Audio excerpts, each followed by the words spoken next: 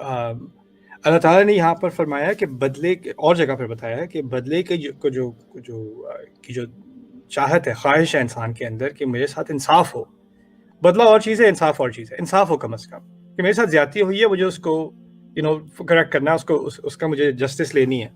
اس کے بارے میں اللہ تعالیٰ نے کہا ہے وَلَمَنِ انتَصَرَ بَعْدَ ظُلْمِهِ فَأُولَٰئِكَ مَا كَانَ عَلَيْهِم مِّن سَبِيلٍ. سورۃ شورى میں اللہ تعالیٰ نے کہا ہے کہ جو کوئی اپنے ساتھ ظلم کیے جانے کے بعد اپنی مدد کرنے کی کوشش کرے یا انصاف کے دائرے کے اندر بدلہ لینے کی کوشش کرے، فَأُولَٰئِكَ مَا كَانَ عَلَيْهِم مِّن سَبِيلٍ، تو ان کے خلاف آپ کوئی کیس نہیں کر سکتے. یعنی آپ ان کو تمہیں معاف کرنا چاہیے، کیوں بدلہ کر رہے ہو، کیوں انصاف کر رہے ہو، کیوں لائر کیا تم نے، کیوں سو کیا تم نے، کیوں شکایت کی تم نے، کیوں انصاف ڈھونڈا تمہیں، صبر کرنا چاہیے. اللہ تعالیٰ نے کہہ دیا آپ کی کوئی اگر انصاف لینا چاہ رہا ہے اپنے لیے تو آپ اس کے خلاف کیس نہیں کر سکتے. فَأُولَٰئِكَ مَا كَانَ عَلَيْهِم مِّن سَبِيلٍ إِنَّمَا السَّبِيلُ عَلَى الَّذِينَ يَظْلِمُونَ النَّاسَ.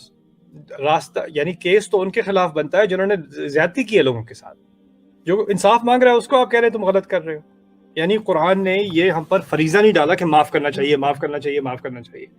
معاف کرنا آپ کسی اور کو نہیں کہہ سکتے کہ معاف کرو، وہ اس کا حق ہے معاف کرنے کا یا انصاف لینے کا، اس کا حق ہے. اس کو آپ یہ اسلام کے دائرے، اسلام کا بہانہ لے کے بھی نہیں کہہ سکتے اللہ تعالیٰ چاہتے ہیں کہ تم معاف کر دو. نہیں بھائی، آپ کسی اور کو نہیں کہہ سکتے، یہ آپ کو مجھے کہنے کا یہ حق نہیں ہے. اس انسان کو حق ہے، اس کی تکلیف ہے، آپ نہیں جانتے اس کی تکلیف اس پر کتنی گزری ہے، اس کے کیا احساسات ہیں. وہ چاہے تو معاف کرے، وہ چاہے تو نہ کرے. تو پہلی بات ہمیں سمجھنے کی یہ ہے کہ ہمیں اگر تکلیف ہو رہی ہے کہ کسی نے ہمارے ساتھ زیادتی کی ہے، ہم سے زیادہ مجھے جتنی خود سے محبت ہے اس سے کہیں زیادہ خدا کو مجھ سے محبت ہے. اور جو تکلیف مجھے ہوئی ہے اس کا جتنا مجھے احساس ہے اس سے کہیں زیادہ احساس میرے رب کو ہے. اور جتنا میں انصاف چاہتا ہوں اس سے کہیں زیادہ انصاف میرا رب چاہتا ہے. امر ربی بالقسط شاہد قائما بالقسط.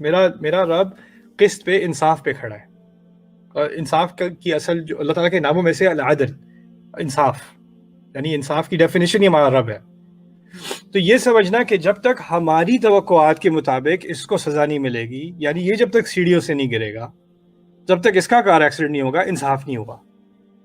تو یہ کیا ہوتا ہے، یہ ہم سمجھتے ہیں کہ ہمیں انصاف کا زیادہ اچھا کانسیپٹ ہے، ہم اللہ تعالیٰ کو سکھائیں گے کہ انصاف کیا ہوتا ہے. لگتا ہے کہ اللہ تعالیٰ کو کچھ کانسیپٹ نہیں ملا ہمارا، اور کچھ بات ادھر ہو گئی. جیسے گورنمنٹ میں آپ اپنا کیس فائل کرتے ہیں نا، وہ فائل گم جاتی ہے اور کیس چل رہا ہے، پتہ نہیں وہ جج نے دیکھا بھی کہ نہیں، کسی کلرک نے ادھر ادھر کر دیا. ہمارا کانسیپٹ ایسا ہو جاتا ہے اللہ تعالیٰ نے ہمارے ٹائم ٹیبل پہ بدلہ نہیں لیا اور ہمارے ڈیفینیشن کا بدلہ نہیں لیا، تو پتہ نہیں اللہ تعالیٰ نے انصاف کیا بھی کہ نہیں. اور یہ آپ خود سوچیں، مسلمان ہونے کے ناطے اللہ تعالیٰ کو ہر عیب سے پاک ہونے کے ناطے جو ہم مانتے ہیں، ایسے خیالات اللہ تعالیٰ کے بارے میں مناسب ہیں؟ ممکن ہے انسان بھول جاتا ہے جذبات میں آ کے کہ وہ کیا کیا سوچ رہا ہے اپنے رب کے بارے میں. ہم چاہتے ہیں فوراً بدلہ دے دیں، فوراً بدلہ لے لیں. تو یہ ایک جلدی کی چیز ہے. پھر وَجَزَاءُ سَیِّئَةٍ سَیِّئَةٌ مِثْلُهَا. جو برا کیا ہے اس کی جزا تو اسی کے برابر کی ہوگی. اللہ تعالیٰ نے یہ قاعدہ دے دیا، لیکن کیسے دے گا، کب دے گا، کس مقدار میں دے گا، کہاں دے گا، یہ اس پر ہے. یہ اس پر ہے. آپ یہ بھی سمجھ لیں کہ ہم کیونکہ ایک دنیا پہ ایمان نہیں رکھتے، ہمارا ایمان ہے دیکھی دنیا پہ اور ایک اندیکھی دنیا پہ. دیکھیے، دیکھی دنیا میں کوئی چیز زحمت ہو سکتا ہے کہ وہ اندیکھی دنیا میں نعمت ہو، اور اس کا الٹا بھی ہو سکتا ہے. یہ بھی ہو سکتا ہے کہ دیکھی دنیا میں کوئی چیز نعمت ہو اور اس کی حقیقت کیا ہو کہ وہ زحمت ہو. ابراہیم علیہ السلام گھر سے نکالے جا رہے ہیں، زحمت ہے، لیکن آخرت کے حساب سے بہت بڑی نعمت ہے. فرعون کے پاس دنیا کا سب سے بڑا محل ہے، اس سے بڑی نعمت کیا ہوگی؟ لیکن اصل میں وہ نعمت کیا ہے؟ وہ زحمت ہے. ہم کسی کو دنیاوی اعتبار سے نعمت میں دیکھتے ہیں اور ہم کیا سمجھتے ہیں کہ یہ نعمت ہی نعمت ہے اس کے اوپر. آپ کو نہیں پتا کہ اس کے اندر کیا لعنت ہے، اس نعمت کے اندر کیا مشکلات آتی ہیں اس کے ساتھ، اس کی آخرت میں کیا پکڑ ہوگی، یا ہو سکتا ہے اس دنیا میں کیا پکڑ ہوگی.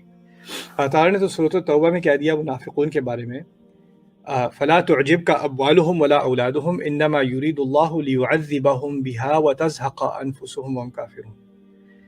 آپ ان کے پیسوں سے اور ان کی اولاد سے امپریس نہ ہو جانا. یہ چیزیں آپ کو جو ہے وہ تعجب میں نہ ڈال دیں کہ ان کے پاس کیا کچھ ہے.